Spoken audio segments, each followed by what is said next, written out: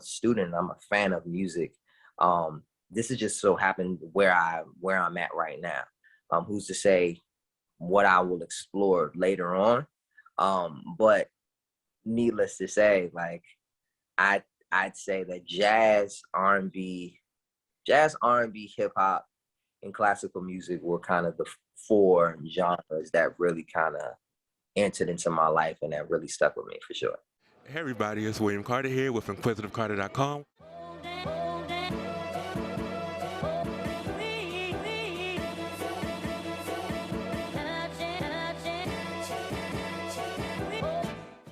You have the talent and you have the range and you have a beautiful tone. And I've noticed that. And also, like, you play the keys, I grew up playing the saxophone. So, like, I very much am into that whole, song range or arpeggio sort of thing, right? Yeah. So I got to ask you, like, where do you think your music style, interests, everything like that came from? My father first. He sang or he sings, and so it definitely came from him first, and then I'd say I went to Ellington out in Northwest DC, and I learned a lot as it pertains to like jazz and classical. And classical, I was fascinated with the fact that I'm like, damn, we singing these songs that's like 400 years old. Like, it's amazing and it's beautiful, but I was like, I want to have at least one song in the book 400 years from now. You know what I'm saying? Like that's what drove me. And then jazz was more so just the colors, the lushness of it, how a chord or a cadence could like legit feel like it's hugging you. You know what I mean? Like that, even thinking about it, the magic of it. You know what I mean? And like just discovering like Ellington and Basie and you know what I mean? Like Coltrane and Miles and you know what I mean? So many others, man. It's just like, that to me, was kind of like the foundation to say something about this music. And I'm not necessarily a jazz artist, but it's something about this that I really, really enjoyed. I really, really like. And then the older I got, you get into the Donnies and the Stevies and and it's like, oh, I love that soul and I love the storytelling. How do you fuse it? It's not neo soul. It's not this. It's still R&B. It's just the fact that, like I said, I'm a student. I'm a fan of music. This is just so happened where I'm at right now. Who's to say what I will explore later on? But needless to say, like I'd say that jazz, R&B, hip hop, and classical music were kind of the four genres that really kind of entered into my life and that really stuck with me for sure. You mentioned your dad, you mentioned the genres, you mentioned things you were interested in, and you also mentioned Motown earlier. So yeah. You from being signed to Motown to now we're independent. What has that been? What was that like for you going into, like, the Motown is Motown. So like, what did you learn from that experience that you're applying to what you're doing now? Understand your power. I think that's the most valuable lesson. Understand your power so that you know how to, distribute it.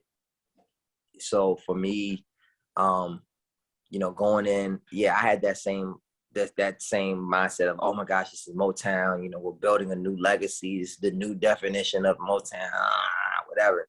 But, there's politics to everything, right? And I mean, we were all new, like the artists, the executives, everybody, brand spanking new. So there wasn't too many like vets that was in there that could really like coach us. We were brand new.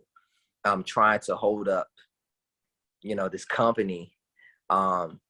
So, it was something where it's like, you got to be, okay, the valuable lesson I learned, you got to be a participant. Everybody that's on your team has to participate.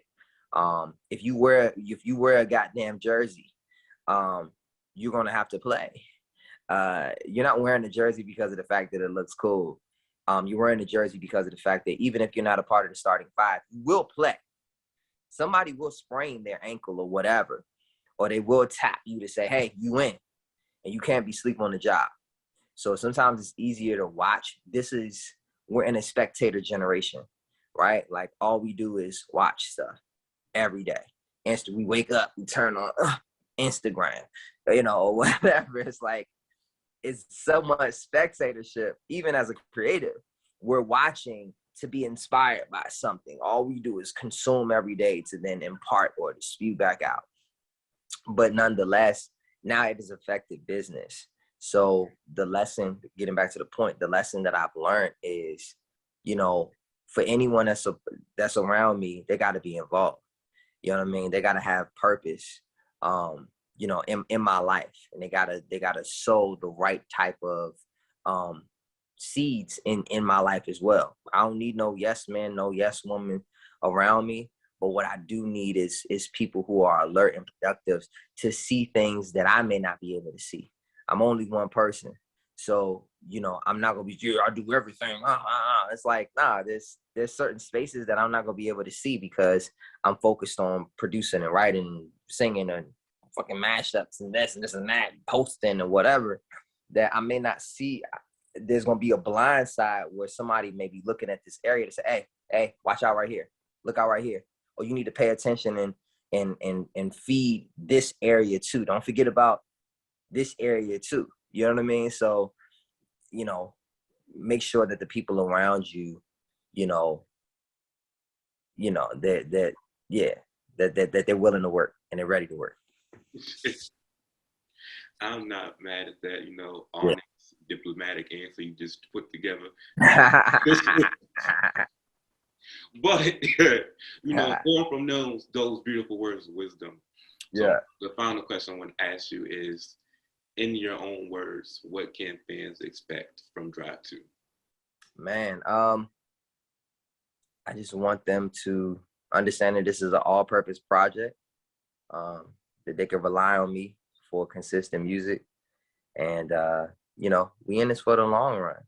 This is a journey. And my job is to capture, where we're at.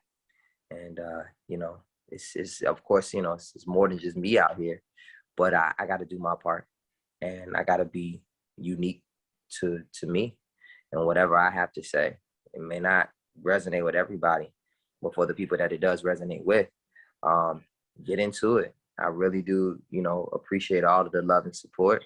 If you like it, don't be ashamed to say it. You know what I mean? Stand on that mountain. It may not be the hottest thing smoking as of right now, but you stand on it. I love to say that, because I have songs that I really, really enjoy, and people are like, really? I'm like, yeah, I like this. Like, you crazy. I'm going to stand on it.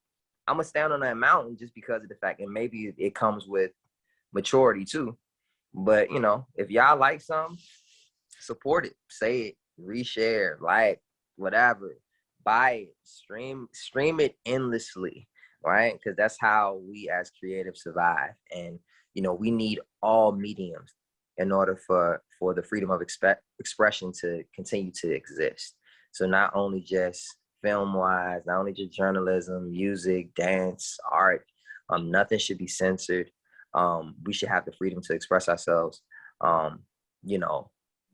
truly and honestly and sincerely, whether it may rub some people the wrong way. If it's honest, then it will find a home and it'll find a place in the world. Because that's all we're trying to do. We're trying to find, relative conversation pieces that connects us together.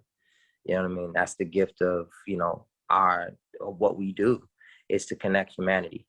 You tell stories, I tell stories in melody. You know what I'm saying?